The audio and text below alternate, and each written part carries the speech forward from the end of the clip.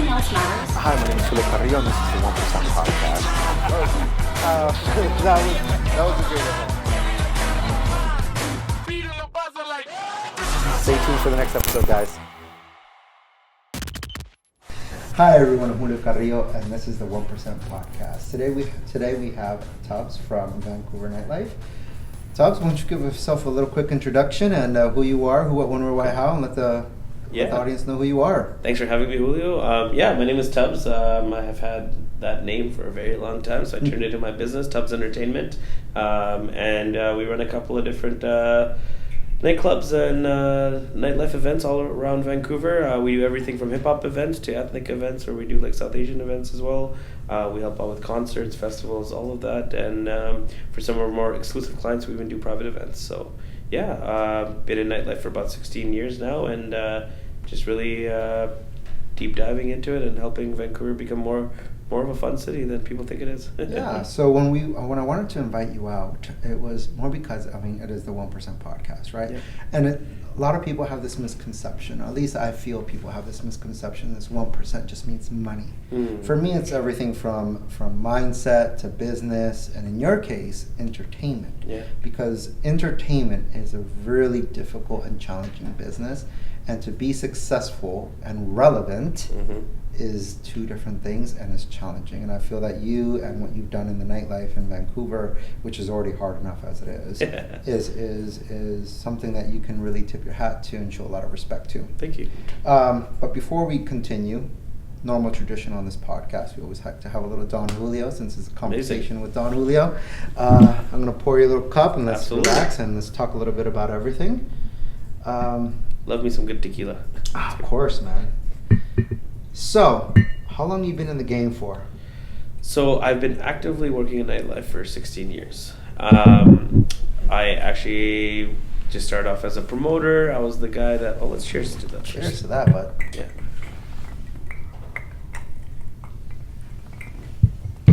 So, I've started off as a promoter. I actually answered like a shady Craigslist ad that was like, do you have a lot of friends? Do you like to party? Come join our company. And I was like, oh, that sounds fun.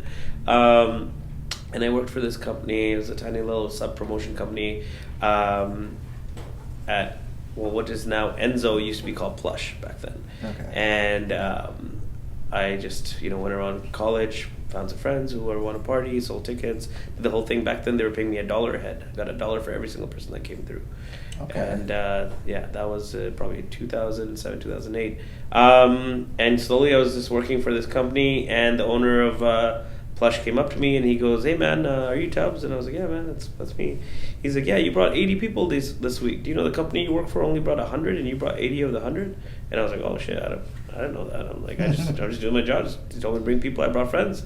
They're like, "How much do they pay you?" I'm like, "Oh, I get paid $1 a head." Okay, come work for us. We'll give you $3 a head. I was like, "Oh shit, that's great!" So the 200% pay raise, just jumped up, started working with them, and slowly just started making friends in the industry, and eventually decided that we had enough contacts between like DJs, promoters, friends, and everyone that we can just start throwing our own nights, and eventually started doing that. Found some great people to work with, locked arms with some great people, just try to be as consistent as we can. A lot of people don't realize how long we've been at it, and sometimes people are like, "Oh man, you guys blew up overnight. You guys are doing such great things." And I'm like, nothing's overnight. How many like birthdays we leave early from, weddings we miss, or vacations we don't go on because we're working on the weekends all the time. I like to call it the other 9 to 5. So that's it's a different world for sure. So, nightlife in Vancouver. Yeah. From all the people I speak to, it's not the greatest. Yep. But even in this very difficult industry that you're in, you're being able to build some of the best nightlife that Vancouver has to offer. But I'm gonna take a wild guess here. All of that was not accomplished overnight. Clearly, It's 16 years in the making. Yeah. 16 years of BS. 16 years of working with people that come in and leave. Yep. On a dime. Yep. Right. But you've been able to actually grow your business, and you've been able to not technically, you did survive through COVID. Yeah. But what was that journey like? Like, what are some of the hardest things about your business, that what you do? Yeah. Because it's entertainment. Your job is to literally entertain people. Yeah. And the entertainment can be a very subjective thing. So Absolutely. How do you accomplish that?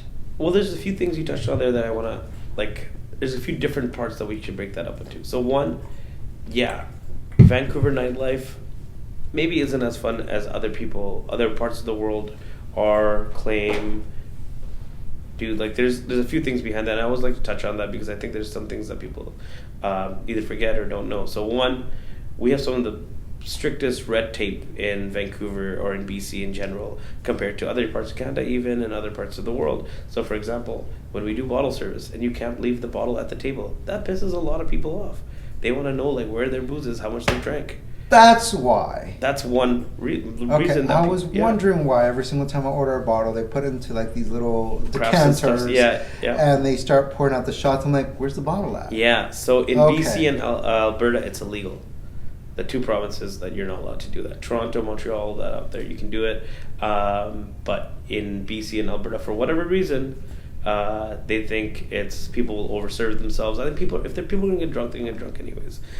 Having the bottle at the table doesn't make a difference. That's such ass backwards. Okay, so if I have 15 shots lined up, that's not going to stop me from over drinking if I have a bottle at the table. Exactly. Yeah, you can go to the bar and order 15 shots, but you can't put a bottle at the table. So it's a silly rule, but that's one of the things that automatically people get bummed out right away. Sure, yeah. Two, I definitely think the venues here in Vancouver, not to like, call them out, but I definitely think we can up our level of service and decor. Yeah. But the thing is, I don't blame them because the rent here is so high that a lot of these owners don't have money left over to invest into decor and all that. Like, I'll give you an example. I went to Montreal last year and I went to this really cool club called Yoko Luna, and it's a church that they turned into a nightclub. And you go to you go inside, and at the very front of the altar there's a 30-foot geisha, and the DJ's like sitting in the geisha's head. Like, how cool is that? Yeah. But the thing is, when you're paying maybe $40,000, $50,000, $60,000, $70,000 in your lease for a nightclub here in Vancouver, there's not a lot of money left over to do those type of cool things. So then we get stuck with these like four walls with minimal decor and minimal appeal. But yeah, these are the kind of things that kind of affect us. So I mean, one, to the politicians out there, if you could give us some loosen up the chains and let us have a little bit more freedom and leave the bottle there, or if the rent prices ever come down, maybe we can have some more money for decor and all that. But yeah, these are the type of things that can help us get us to that next part. Now the second part of your question, to talk about like the come up and like COVID especially, nightlife in general is seen as a very like short lifespan career. Like, a lot of people will come and do it in their college days, maybe when they're young. It's not really seen as like a longevity business for people in your youth. Like, I have a lot of people that are like, oh, you're still a promoter? Isn't that like something you do when you're in college? And I'm like, it's like, well, not when you turn it into your full business and you have people working for you and you create events out of scratch. It's a whole new game. It's not me just selling tickets on the side of the road. So when it comes to so one is the consistency, persistence through that. And when it comes to COVID, I got to give a lot of props to like some of the owners we work with. They were some of the first people in Vancouver to take risks and to like pivot when we needed to. So for example, halfway through COVID, they decided that venues that can serve food can still stay in business. And you've been to Cabana before. You've seen the layout. We have so many tables. So we can have people that are sitting at tables 6 to a table, and we just started giving everyone that bought 2 bottles pizza from Domino's. We were like, you buy 2 bottles, you get a free pizza from us. No problem. And boom, that was the loophole. We got back into the business while other clubs couldn't do that. But see, that's one of the beautiful things of I think, an entrepreneur or someone who knows how to pivot. Yeah. Right? And most people are not creative enough to pivot because I genuinely believe maybe in the beginning they're really hungry enough to be creative. Yeah. But then the anchor comes in, and I call that comfortability. Yeah. And they get really comfortable in their business, and they don't think about 2 bottles will get box of Dominoes. Yeah. That's creative. Yeah. That's how you stay in business. Yeah. Not, sorry guys, well, I don't know what to do. The government just did this. We have these shackles and we're handcuffed and look, and then it becomes a blame game. Yeah. No one takes that accountability in business. And for you, because it's your business, or in my case, in my own business, I don't have that luxury to come up with excuses. I don't have that freedom to be like, sorry guys, it's the government. Yeah. Well, that's the thing. I think a lot of times people play victim, you know, and that's what differentiates the 1%. You're gonna have the 1% of people that have their backs against the wall. They don't have any other option, and they got to make money, so they're gonna figure it out. Yeah, you have But to. if you're someone that is comfortable, you got your savings, maybe you have like parents that are helping you out, whatever, this and that.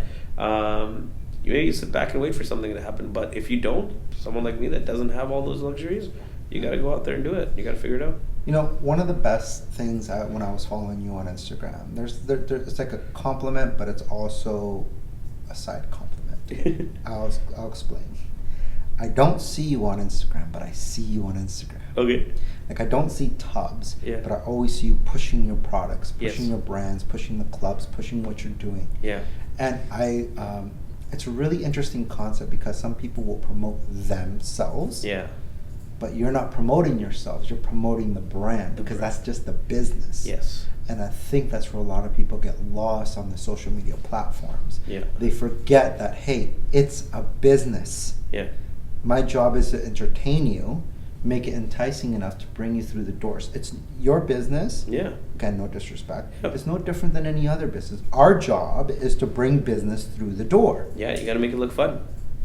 Whether it's a dollar store, whether it's McDonald's, it doesn't matter. It's just marketing. Yep. Your job is to bring the business through the door. Yep. 2 for 1, whatever, Yep. right? In your case, 2 bottles, 1 pizza. There you go. And you got to be able to be creative enough and be agile enough. And I think that's where people fail, absolutely fail. And I think like a lot of people get caught up in like, this is corny or that's corny or wanting to look cool and this and that. Like, I literally went on Amazon and bought a pizza suit and was delivering the pizzas to people's tables in a pizza thing because I knew they'd Instagram it. Like, you know what I mean? Like, I don't care if it's gonna be corny. I'll just go and do it because guess what? What's gonna get the sales? Yeah. Right. That's all. What's going to close it? Yeah. I learned a long time ago in my early years in business because I used to be not egotistical, I'm sorry, that's the wrong word. I used to be I cared too much about what other people thought. Yeah. And then I didn't see the bigger picture until someone taught me it. And it was, at the end of the day, doesn't matter what happens or what you do or how you do it. Did the check clear? Yeah. Yeah. Is the money in the bank? Yeah. Because if it is, and you won pizza suit, Yeah. let them laugh. Let them Yeah. yak. Yeah, we right? became a meme. Cool. I Cool. love it. That will Let go me further. be a meme. Even better. Yeah. Now I'm even. Now I got myself out there. I'm the pizza guy at Cabana, right? Yeah. Or whatever. Yeah. But that's the whole thing. Is at the end of the day, people can't see that focus, Yeah. and they're so self-conscious. I think you definitely have to separate the personal from the business aspect. Like, I have a lot of new promoters that'll come in and they'll take it really hard. They'll be like, man, I invited 60 people out. I texted all these people. They said, yeah, I'll be there. My guest list was huge. And now 5 of my friends only showed up. Like, fuck, what am I doing wrong? And I go, screw them. Like, it's not on you that they didn't show up. It's not that you did anything wrong. All you can do is invite. Yeah. Right? It's on them. And maybe they have something going on. They're busy. They got an exam. They got whatever. That's all their excuses. Don't put that on you, right? But I said, those 5 people that showed up for you, go inside, have a drink with them. Here's some drink tickets. Make sure they have fun, and make sure that they come back. If you focus on that, then you're doing the right actions, right? Absolutely. And I think more to those 5 people who showed up. Yeah. Because those are the 5 that are going to support you. Right, exactly. Those other 95 or 60 or whatever number you texted. Yeah. Those are the guys that go down to level B. Yeah.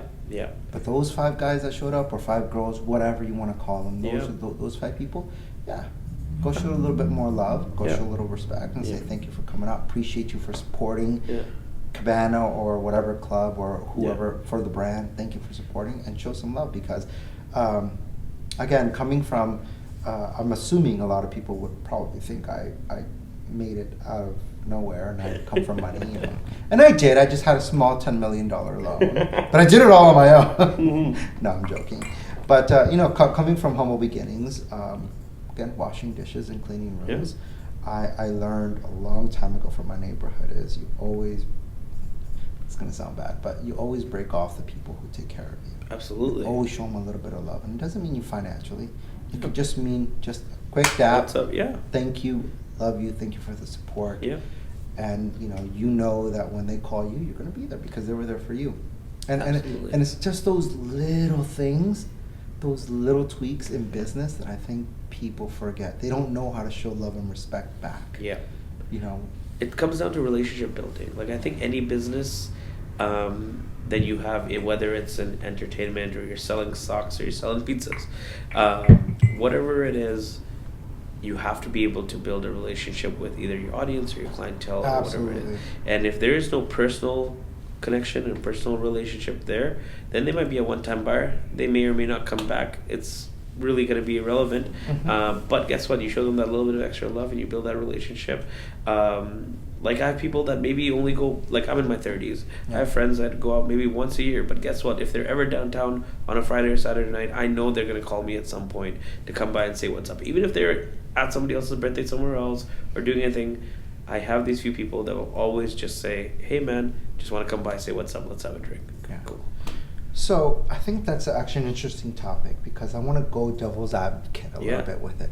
You got all these people that would come out for you because they support you. Right.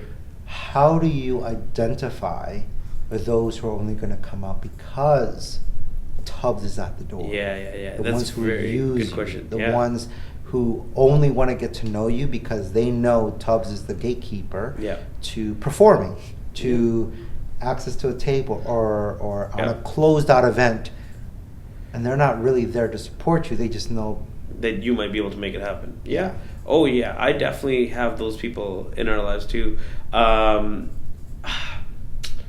It's hard. It's really hard to know who's genuine and who's not unless you've dealt with them a long time, and also if you've seen them move with other people. I think that's a big thing. Like, when I see the way people talk about other people or move around other people and they're saying something in confidence to me, not that I'm ever going to repeat that to anybody else or scold them for talking shit about somebody else or this that, but I go, what are you saying about me behind my back? How are you moving around me when I'm not listening? You know what, I was just talking to the guys. We went out to a club in Richmond, and I was being introduced to someone who was a potential good business contact, but I saw how he treated his team. Yeah. One specific person. Yeah. And when we were talking about, well, what do you think? And we're kind of like, I'm very involved with my team, with my opinions and with my thoughts, because it might be something I'm not seeing. Yeah. And it's always good to get different perspectives. Of course. And I just told him, it's like, you know what? If he could do his boy dirty like that, who the fuck am I? Yeah. If he's going to go talk crap or insult him, call him names in front of me, like, who am I? You just met, exactly. You just met me. Don't play your boy like that in front of a stranger. Yeah. That's even worse disrespect than the actual action. Yeah. And at least that's just in my opinion. That's just how I grew up. Yeah. And I'm looking at it as, if he could do that to him, I'm so dispensable for him. Absolutely. There's no business relationship that I gotta watch myself with this guy. Yeah.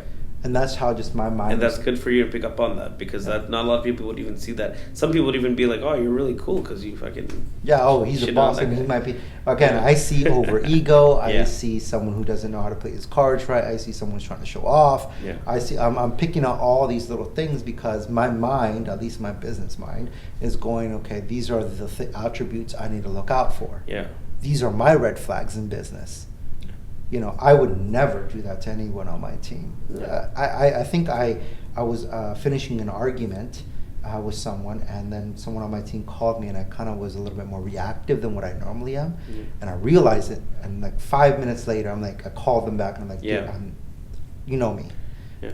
I just reacted. You know me, I'm more calm than that. My bad. Just got into this little thing, and I kind of just took it out on you. Took it out on you by mistake. It was no disrespect. We good. Perfect. But I'm easily able to fall on the sword, because when you're wrong, it's just math. Yeah. When you're wrong, you're fucking wrong. Exactly. It's when you're wrong and you don't admit it or you can't see it, that's delusion. But that's what differentiates the 1%. Yeah. Right? Because a lot of people, they're not aware, self-aware. Yeah. Or even if they are aware, their egos are too big to actually admit. Yeah, that's what kills business. Oh yeah, It kills kills business in a businesses, lot of- relationships, Yeah. kills any sort of growth you're ever gonna have if you can't. Ego is the gateway for greed. Ego is the gateway for disruption. Ego will bring other people outside the circle to disrupt or easily manipulate it. And then what? And then technically, what are you? Yeah. Your business is going to be doomed to fail. Yep. That's just my opinion on it, because I'm looking at it as I used to micromanage a lot in my previous business, and that was probably one of the hardest things I had to let go of, is to trust my team. Yeah.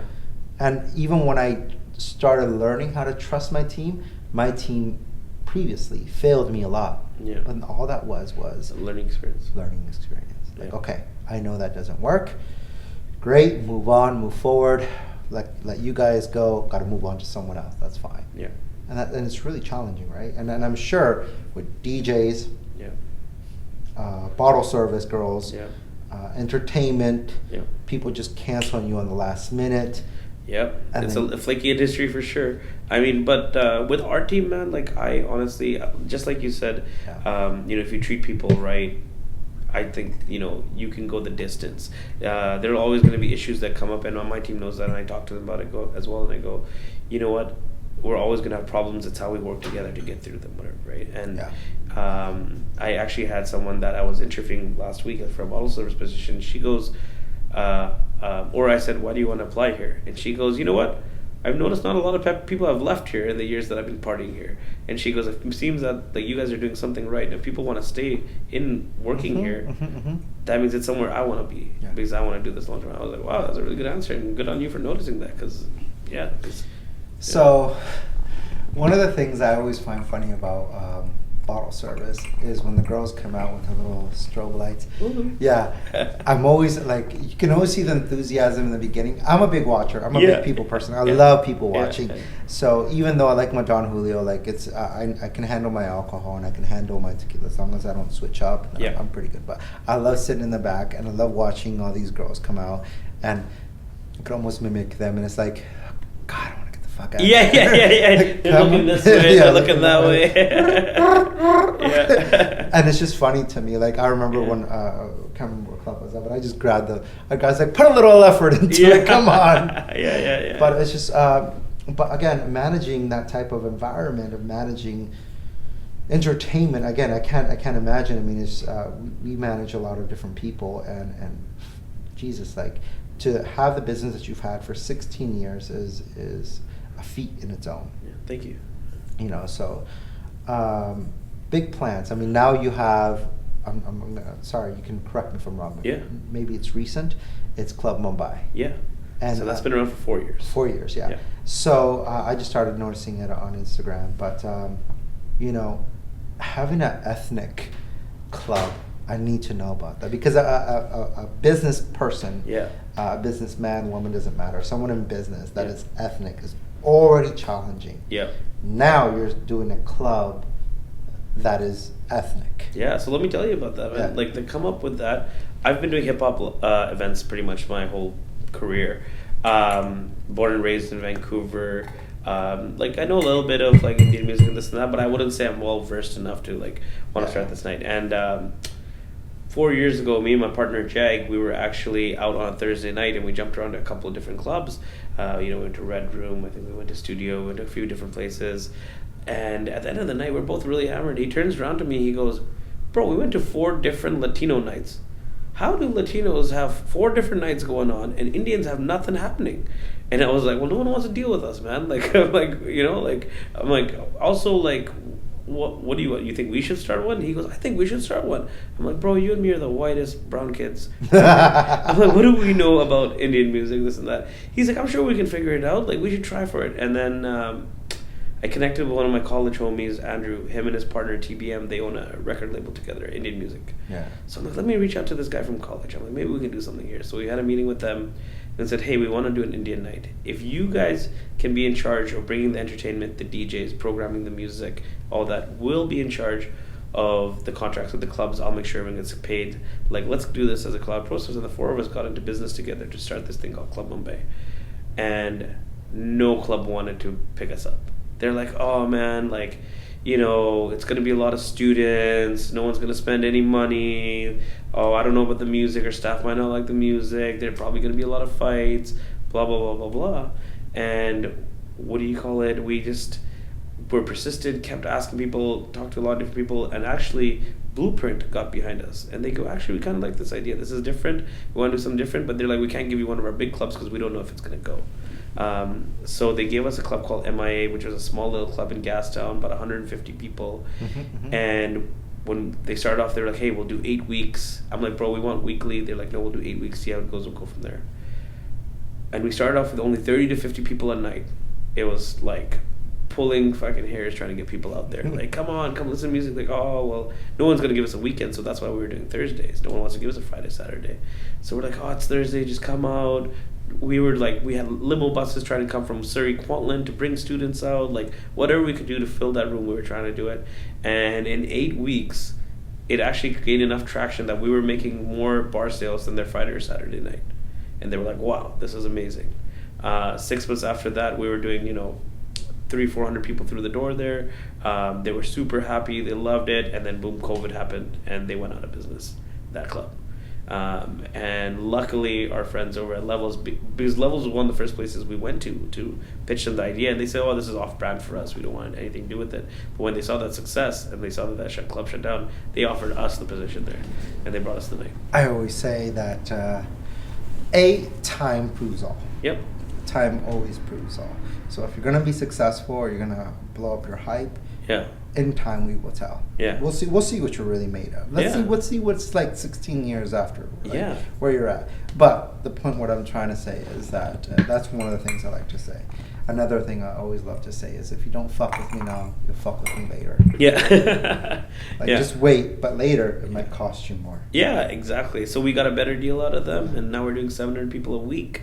We're having some of the biggest Indian concerts in the city. Some of the artists that we brought in for concerts, now Live Nation's doing tours for them across Canada and the US. Live Nation. Yeah, so like they're seeing the ones that we're bringing in, and they're scooping those guys up to do concerts now. It's like, okay, cool, man. Like, we'll just keep doing what we're doing. We're still making money. We're still building our brand. And, our goal is, who knows, in the next few years to have our own club that we can run ethnic music multiple nights a day, and then multiple nights a week or whatever. That's kind of the goal.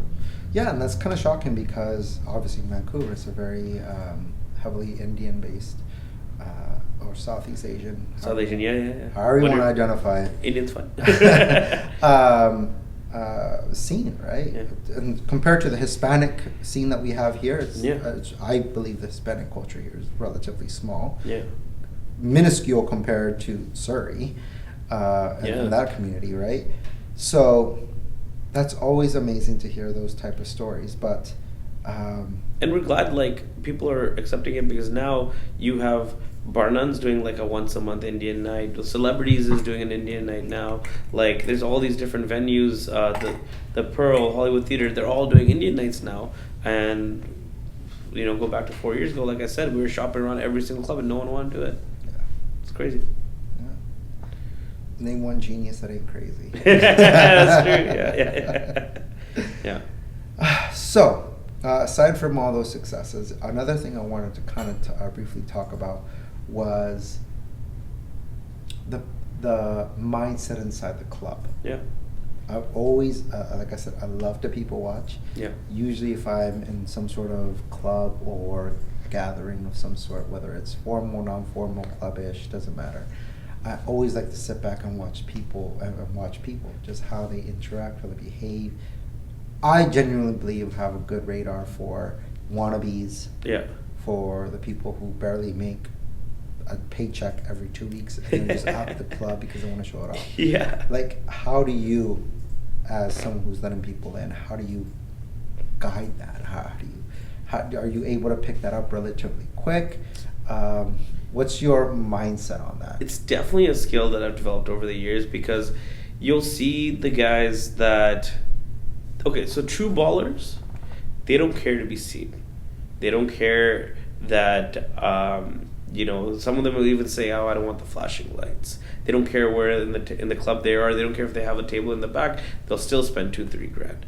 But the guys that, make every dollar count are the ones that come in with their squad. Maybe they're dividing a bottle of Dom amongst 10 different people, and they're all putting it on their Instagram. You see those things, and you're like, oh, that's funny. You guys all pitched in on a $600 bottle, and now you're all putting it on your Instagram separately, like you bought it. You'll see the people that are like, okay, I'll do the $2,000 table, which is like whatever the best table in the house, but I want this, and this, and I want the girls to play this song and come out this way, and they'll come with all these demands, and you're like, okay, man, like, now you're being too much. Like, those are the people that you can see, and you know that that's either their paycheck, they all scrounge around the money with their friends, whatever it is, they're not the true ballers. So, yeah, you pick up on that slowly. I never thought about it in that perspective. Yeah. I rarely buy tables. Yeah. But, like, for me, if I'm going out to a club, I'm going to tell you right now, if the last time I went out to a club and I bought a table, it was objective. Yeah. Meaning that I had a mission. Yeah. I was there so I can get face to face with one specific individual. Right. I've said it multiple times, another with other guests, is you always pay with time or you always pay with money. Yeah. And you can pay with money in a good way. Yep. Or a bad way. Now, the bad way you pay with money is just through a very hard lesson because you went cheap. Yeah. And cheap is expensive. Yeah. Or in my case, when I went out, I bought a table, and that was me fast tracking my ticket. I just bought a ticket. Yeah. I wanted one-on-one time, and I said, in order to get that one-on-one time, I need to make a statement. Yep. I need to show who I am, what I am, Mm-hmm. and I want just give me 3 minutes. Yep. $3,000 cost me 3 minutes. Yeah. But in my mindset, I'm like, I just need 2. Yeah. Maybe a minute 30. Yeah. And I'm gonna grab the attention that I need because my objective is to meet Tubbs. Yeah. And to have that one-on-one time with him, just so I can, do my pitch or whatever, develop a basic relationship. So then a month down the line, when we're talking on a podcast, I didn't buy a table at your club, but just for the concept's sake, right? I'm very mission orientated. Like if I'm out at a club, I'll buy a bottle, but I'm not there for the bottle. No. I'm there because here, you guys, here's our team huddle. You go that way, you go that way, you go that way. Yeah. Boom. Let's go. Boom. Yeah. And then we kind of break. Yeah, let's it's our little work. football huddle, Yeah. right? Other guys are, in my opinion, when they're going out, they're just, like you said, they're all splitting a $600 bottle. Bro, if you got to split a $600 bottle. Yeah, you probably shouldn't be doing those. A, you shouldn't be doing it. B, and you're going to flaunt it like it's your own. This is just, from your story. This is how I'm deconstructing that. Yeah. I'm looking at it as you live in a state of delusion. Yeah. You're lying to yourself. Why don't you pull yourself back and try to buy the bottle? And work your ass off to buy the bottle. Who wants to live in a state of delusion? Yep. And a lie. It's all lie based. Yeah. Why would you want to do that? How could you as a man live like that? How can that be even acceptable? Who the fuck taught you that perspective? Yeah, it trips me out when people in their 20s are doing this. I'm like, what are you celebrating? Like, you're putting on your credit card, you have no idea how you're going to pay it off next week. Like, just stay home, go to work, do something else. Like, I think that's one of the hardest things. And you know what? That's actually a really good question for you is how can you be 16 years in this industry? Because a lot of people in this industry, I'm sure you'll agree with, can stay in it, but they'll have like this massive fall because they get caught up. Yeah. They get caught up with, bottle service girls are really pretty. Yeah. Yeah. Like that's.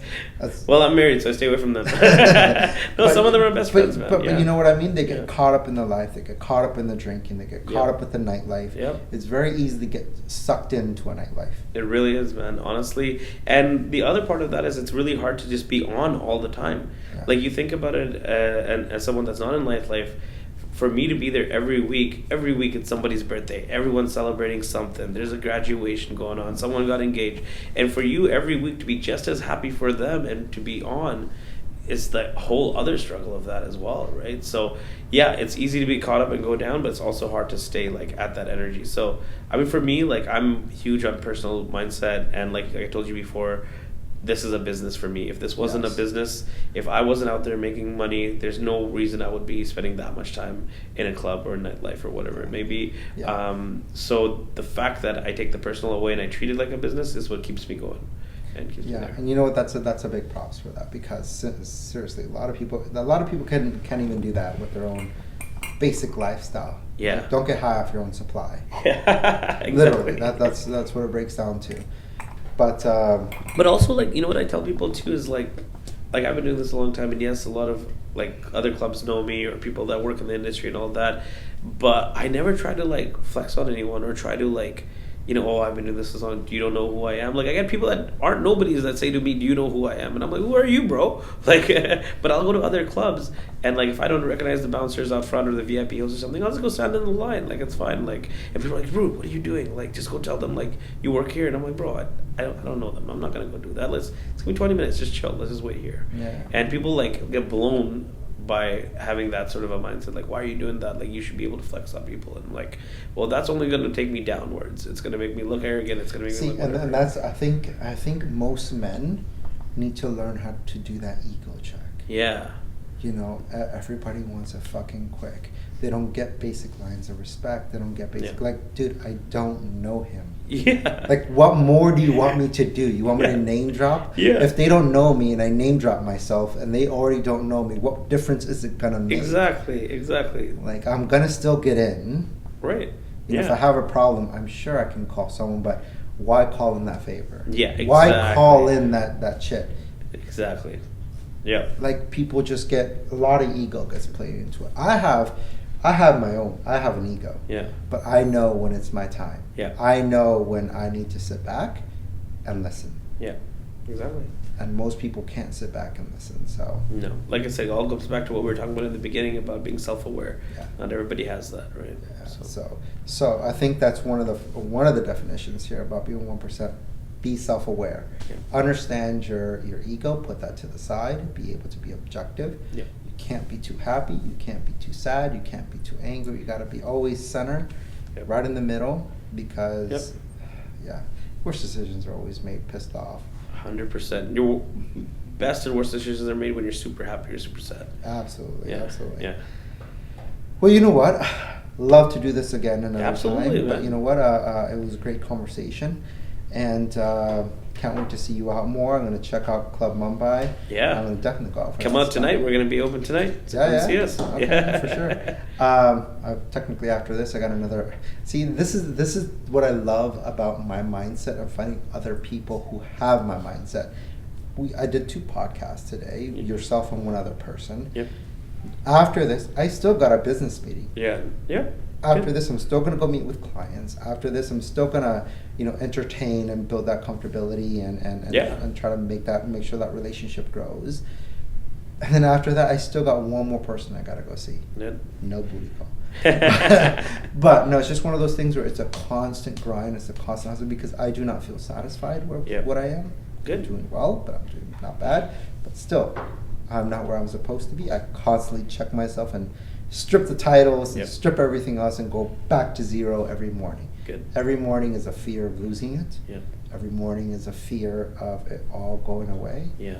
And that's good. That's what will push you, man. Yeah, like again, I'm very internal and I know myself and I've more or less biohacked what drives me.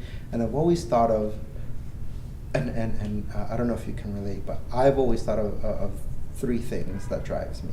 1, I have a big ego. Like I've said, I have no shame in saying I got it. Like it's confidence for me, and I have an ultra sense of confidence in what I can do and what I can accomplish, and I know I fucking deserve it, and I know I'm gonna fucking do it and make it. But my yin and yang to that is I actually have a huge insecurity of losing it all. Yeah. And that drives me too. So I'm super confident what I'm able to do. Yeah. But I also never want to lose it. So I'm constantly working. So it levels itself off, right? Yeah. But the whole key to this is just consistency and discipline. It's those days, which I know you're gonna agree with, it's those days you don't want to go out. Yep. It's the days where you're like, screw this. Yeah. It's the days you don't want to do something, but you know you have to. You have to. And those are the days that matter more than those congratulations bullshit. 100%, man. 100%. And you're right. Any given day you wake up, that could be the day you lose it all. And if I can take away anything from this podcast, it'd be that, man, to keep that like little bit of scarcity in you. So, keep it going. I like that. Dope, man. Well, awesome, bud. Here, it was great having you here. Yeah. And I know I'll be seeing you again. And Definitely. I'm going to plan something for tonight. You'll get a little text message from me. You got it. I got you guys. All No right. problem. All right. Thank you. Talk soon, bud. Yeah. Awesome. Awesome. Great. Love it. Yeah. That was awesome, man. Nothing else matters. Hi, my name is Philip Carrillo, and this is the 1% Podcast. That was a great event. Stay tuned for the next episode, guys.